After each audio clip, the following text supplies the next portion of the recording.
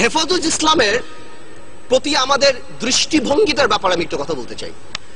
Speaker, আমি দেখলাম আলামা শফি সাহেব 90 বছর বয়স, হেলিকপ্টার করে কোথায় গিয়েছেন?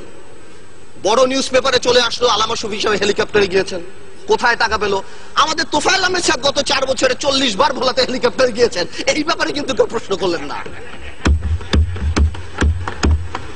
আমি মনে করি মাননীয় স্পিকার, আপনারা আমাকে একটু মাফ করবেন, আপনারা আমাদের ঐক্যতাও আমি একটু কথা বলে নিই। মাননীয় স্পিকার, গত 30 বছর গণতন্ত্রের নামে ক্ষমতার লড়াইয়ে আমরা যেই পরিমাণ গাড়ি ভেঙেছি, আপনারা যেই পরিমাণ গাড়ি ভেঙেছেন, 1 বছরে জাপান এত গাড়ি বানায় না। যত সরকারি সম্পত্তি আমরা আপনারা নষ্ট করেছি, ওই দিয়ে 2টা পদ্মা ব্রিজ বানানো যেত। আমরা যদি বাংলাদেশ জিন্দাবাদ বলে গাড়ি ভাঙি, সেটা সহিংস আন্দোলন। আপনারা জয় বাংলা বলে গাড়ি ভাঙলে সহিংস আন্দোলন। আল্লাহু আকবার বলে হেফাজত যদি গাড়ি ভাঙে, তাহলে তারা জঙ্গি হয়ে যায়। এইটা কি ধরনের কথা?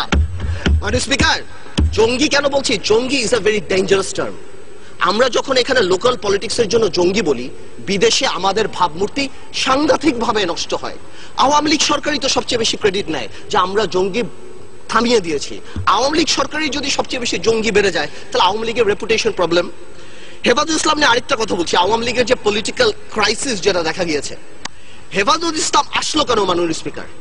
হেফাজত ইসলাম কিন্তু আসেনি যখন আমরা বিভিন্ন জায়গায় মডেল লাইসেন্স দেই, যখন আমরা সিনেমা হল ওপেনিং এ মিলাদ দেই, যখন আমরা ব্যাংক ওপেন করি মিলাদ দিয়ে, তখন কিন্তু হেফাজত আসেনি। হেফাজত ইসলাম এসেছে যখন সর্বকালের সর্বশ্রেষ্ঠ মানব নবী করিম সাল্লাল্লাহু আলাইহি ওয়াসাল্লাম, সকল মুসলমানের হৃদয়ের স্পন্দন, তাকে নিয়ে কটাক্ষ করা হয়েছে।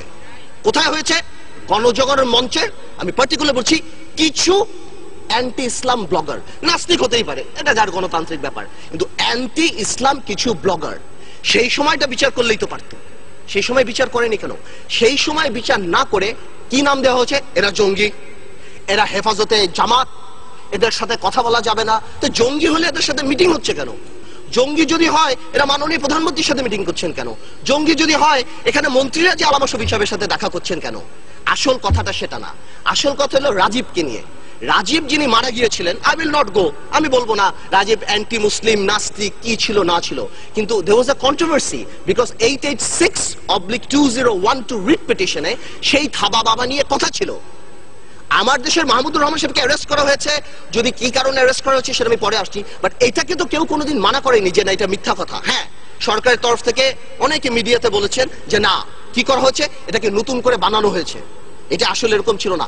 আসলে ব্যাপারটা কি, যদি নতুন করেই বানানো হয়, থাবা বাবা যদি আসলে রাজীবের না হয়ে থাকে, তাহলে ওটা কেন সত্য হবে যে ওই 4 জন যারা মার্ডার করলো তারা ওই থাবা বাবা পরে রাজীবকে মার্ডার করলো? তার মানে থাবা বাবা আগেই ছিল। আওয়ামী লীগের টেকনিক্যাল প্রবলেম হয়ে গেছে।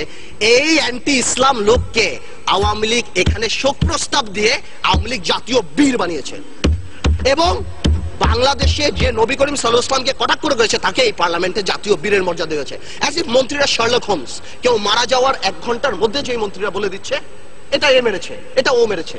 তো জামাত ইসলামী যে খুব, শিবির যে খুব ভালো, আমি তা বলছি না, কিন্তু শিবির যদি মেরে থাকে, আমার কথা চলো, এবং এতে যদি জামাত ইসলামী রাজনীতি না করতে পারে, তাহলে বিশ্বজিৎ মারা যাওয়ার পর ছাত্রলীগ কিভাবে রাজনীতি করে বাংলাদেশে? আমার প্রশ্ন সেটা।